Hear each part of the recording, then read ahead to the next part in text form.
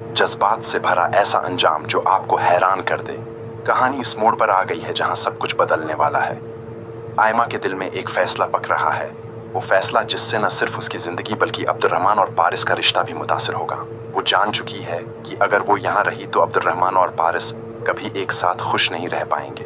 वो अपनी खुशियों की कुर्बानी देकर दोनों की जिंदगी को बेहतर बनाने का फैसला कर चुकी है। अब्दुर्रहमान, जो अब आयमा के लिए अपने जज्बात को समझ चुका है, पारिस को मनाने की हर मुमकिन कोशिश करता है।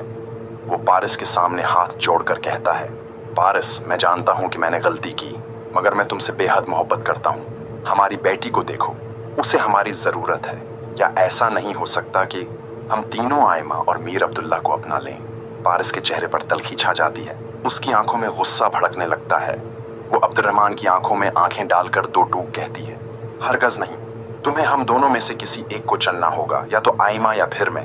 ये सुनकर आयमा खामोश हो जाती है, जैसे उसे पहले से उस फैसले का अंदाजा था।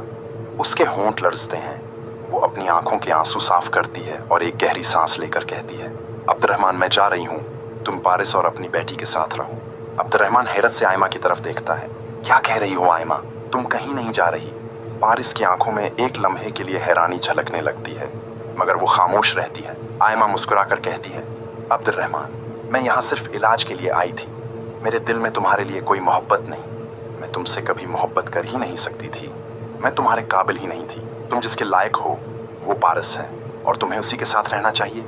अब्दुर्रहमान की आंखों में दुख वाज़ेह नजर आने लगता है। वो आयमा के करीब आकर आहिस्ता आवाज में कहता है, तुम ये सब कुछ सिर्फ पारिस के लिए कर रही हो ना? मैं जानता हूँ कि तुम झूठ बोल रही हो। मैं जानता हूँ कि तुम सिर्फ हमें साथ रखने के लिए ये सब कह रही हो। आयमा फौरन पीछे हट जाती है और सख्त लहजे में कहती है, अब्दुर्रहमान, अगर तुम्हें मेरा जरा सा भी ख्याल होता तो इस दिन मुझे छोड़कर ना जाते। अब तुम्हारी दुनिया और मेरी दुनिया अलग है।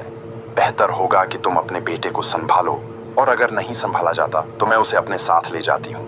पारिस, जो सब कुछ खामोशी से देख रही थी, अचानक आगे बढ़ती है और आयमा का हाथ पकड़कर रोक लेती है। उसके चेहरे पर नरम तासरात आ जाते हैं। वो आयमा की आंखों में देखकर धीरे से कहती है, आयमा, अगर मैं तुमसे एक बात कहूँ तो क्या तुम मानोगी? आयमा हैरानगी से पारिस को देखती है। हाँ कहो, मैं तुम्हारी बात जरूर मानूंगी। पारिस मुस्कुराकर कहती है, तो फिर वादा करो कि तुम हमें छोड़कर नहीं जाओगी। हम सब साथ रहेंगे। ये सुनते ही आयमा के आंसू निकल आते हैं। वो पारिस को गले लगा लेती है और अब्दुर्रहमान इन दोनों को अपनी बाहों में ले लेता है। यूं महशर की कहानी एक जज्बाती और गैर मुतवक्का इंजाम के साथ ख़त्म हो जाती है, जहां नफरत की जगह मोहब्बत और कुर्बानी ने ले ली। ये कहानी हमें सिखाती है कि बाज़ औक़ात कुर्बानी देना ही असल मोहब्बत की पहचान होती है।